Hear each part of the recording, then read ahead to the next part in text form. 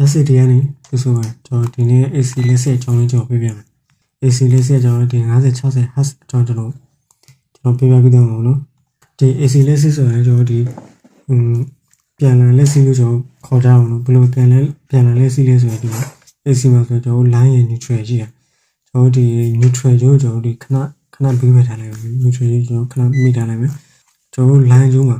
ကျွန်တော်ဒီ920တက်လိုက်920အနှုတ်920အောက်ဆင်းသွားလိုက်ပါတော့အဲ့လိုမျိုးတက်လိုက်ကျလိုက်နေကျွန်တော်တစ်စက္ကန့်မှာအချိန်50ပေါ့နော်ကျွန်တော်ဒီ50 Hz ဆိုရင်တစ်စက္ကန့်မှာအချိန်50 60 Hz ဆိုရင်ကျွန်တော်တစ်စက္ကန့်မှာအချိန်60ပေါ့နော်အဲ့လိုမျိုး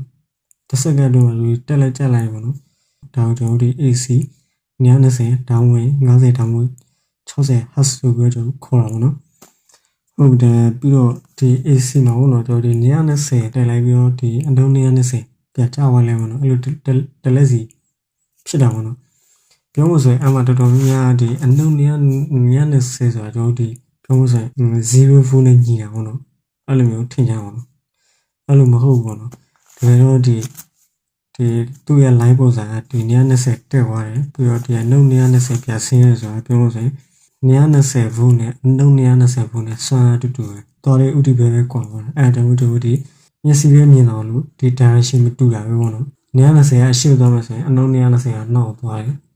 920ကအပေါ်တက်မယ်ဆိုရင်အနှုတ်920ဆိုတာဒီအောက်ဆင်းတာပေါ့နော်အဲ့ဒါကိုကျွန်တော်ဒီဆင်းဝဲလို့ခေါ်တာပေါ့နော်ကျွန်တော်ဒီအိမ်မှာသုံးနေတဲ့920တောင်းဝင်50 60 Hz ဆိုတာလေဒီကျွန်တော်ဒီဆင်းဝဲကိုသုံးတာပေါ့နော်အတက်အဆင်းပြပြလေးနဲ့ပေါ့နော်ပြပြတာပေါ့နော်ပြပြပြီးတော့ချုံမွေးတာပေါ့နော်အတက်အဆင်းမကျန်ဘူးအဲ့လိုမျိုးကျွန်တော်အိမ်သုံးနေတဲ့လက်စ920 50တောင်းဝင်60 Hz ကဒီလိုမျိုးဒီလိုဆင်းဝဲဆိုတဲ့ line ကိုဝင်သုံးတာပေါ့နော်ပြီးတော့ AC မှာကျွန်တော်ဒီ AC မှာဒီလိုမျိုး၄တောင်း line ရှိတယ်ပေါ့နော်ဒီ square wave ဆိုတဲ့၄တောင်း line ရှိတယ်ပြီးတော့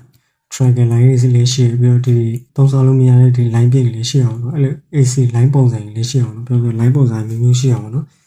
အဲ့ထောင်မှာကျွန်တော်သုံးတဲ့ဒီအိမ်သုံးတဲ့ဒီ920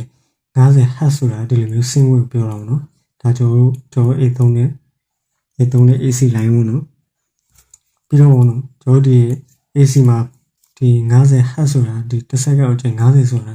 ဒါတော်တော်လေးမြန်တဲ့အမြန်ဆုံးပေါ့နော်အဲ့ဒါကြောင့်ကျွန်တော်ဒီမီးတွေကမတုံဖြစ်တာတို့ပန်တယ်ပြတ်တော့ဖြစ်တာတို့ကျွန်တော်မဖြစ်ဘူးနော်တကယ်လို့20 Hz လောက်ဆိုရင်ပေါ့နော်တကယ်လို့ AC 920 volt ဒီ20 Hz လောက်ဆိုရင်ကျွန်တော်ဒီ line ပုံစံအဲ့လိုကျဲဝအောင်ပေါ့နော် line ပုံစံကျဲဝအောင်920 volt ရောက်တဲ့ဒီစွမ်းရည်ရောက်တဲ့အချိန်ကြီးကနည်းသွားမှာနော်နည်းသွားမယ်အဲ့ချိန်လေးကျွန်တော်ဒီအချိန်မှာကျွန်တော်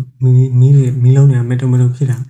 ဒါကန်တွေကပြတ်တော့ဖြစ်တာကျွန်တော်မြင်ရတော့ပေါ့နော်တကယ်လို့ပြီးတော့တကယ်လို့ဒီ100 Hz အထက်ဆိုရင်100 Hz အထက်ဆိုရင်ကျွန်တော်ဒီမှာကျွန်တော်ဒီ AC ရဲ့ line ပုံစံဒါစိတ်သွားမှာနော်920 volt ရောက်တဲ့အချိန်ကြီးကလည်းပိုများပါမယ်အဲ့ချိန်ပြောလို့ဆိုရင်စွမ်းအင်ကလည်းပိုရောက်နေမှာပေါ့နော်ဒါစွမ်းအင်ကပိုရောက်နေတဲ့ကျွန်တော်တို့အခုလက်ရှိသုံးနေတဲ့ကျိုးတွေကျွန်တော်အခုလက်ရှိသုံးနေတဲ့လက်စစ်ပစ္စည်းကခံနိုင်မရှိဘူးနော်ကျိုးတွေကလည်းအပူလုံးမယ်ပြီးလို့ရှိရင်ကျွန်တော်လက်စစ်အခုသုံးတဲ့လက်စစ်ပစ္စည်းကလည်းခံနိုင်ရှိဖို့အများကြီးကျွန်တော်ပြန်ပြီးတော့ထုတ်ရအောင်ပေါ့နော်ပညာရှင်တွေကဒီ50နဲ့60 Hz ကအကောင်းဆုံးနေထားပြီဆိုတော့ဒီသတ်မှတ်လိုက်တဲ့တော့နော်ကျွန်တော်ဒီ AC မှာ920 volt ဒါမှမဟုတ်50 60 Hz ဆိုပြီးတော့အများနဲ့ပါနေရအောင်ပေါ့နော်